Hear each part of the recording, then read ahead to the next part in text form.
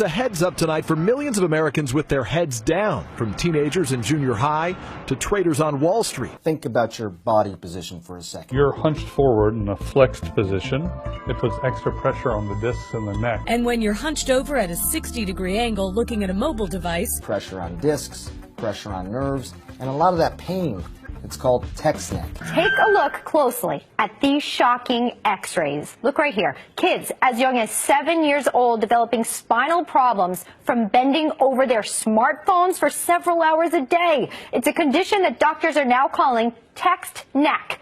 The human head weighs about 10 pounds to 12 pounds. Bending it apparently can raise that to the equivalent of 60 pounds on the weight of your neck. For a 7-year-old, that's like carrying around another 7-year-old on his neck. So text necks can cause muscle strain, pinched nerves, herniated discs, headache, anxiety, depression, and even heart rate and blood pressure are affected. So what can we do to prevent this condition in our kids and ourselves? Here with some important tips, Dr. Kelly Starrett, a physical therapy and co-founder of Mobility WOD, author of The Supple Leopard, joins us now at Fox & Friends. Okay, Dr. Kelly Starrett, what are we going to do about text neck? The x-ray, the proof is in it. Well, good morning. Well, I'll tell you what, this isn't new news. Your mom has been saying sit up since you were a little kid. The idea, though, is that we don't have a basic set of software to run this mechanical hardware.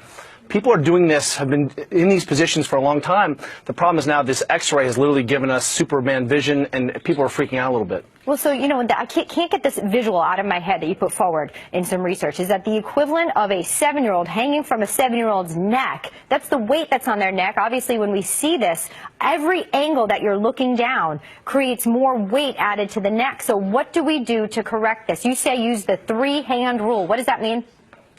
That's right. If you took your belt buckle and the bottom of your rib cage and one more at your hand, and if you were standing up, your head is in a pretty good position here, and that sets a relationship between these 3 big body parts and your spinal position.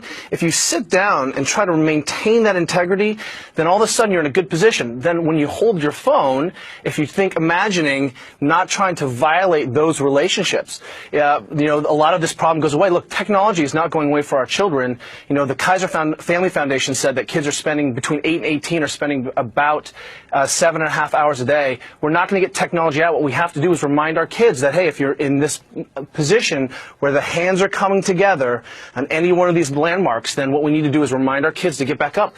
All you have to do is put the phone here, put a pillow in your lap, and you can start to solve some of these problems. It feels a little bit dorky at first, but when you're not hunched over and bent like a broken rainbow, you'll thank yourself. So I'm thinking apply that retro message to the kids about posture with the phone. What do you do if the kid doesn't do it? Take the phone away? Well, I have 2 daughters, and we're not tech agnostic at our house. What we've done is we said, hey, look, we've taught you guys how to sleep and how to brush your teeth and how to dress yourselves. This is how you inoculate your body against the ill effects of working with the modern world. And when our kids find themselves in a bad position, we just kindly remind them, hey, that's not what our family does. And the second violation, tech goes away for the day.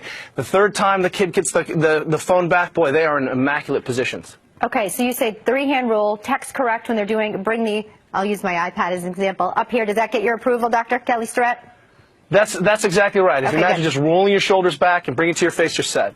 All right, so I was a little off indeed. I'll work on this so I don't get text neck. That x-ray scared the daylights out of me. Dr. Kelly Starrett, thank you for your tips today to keep our kids safe and us as well.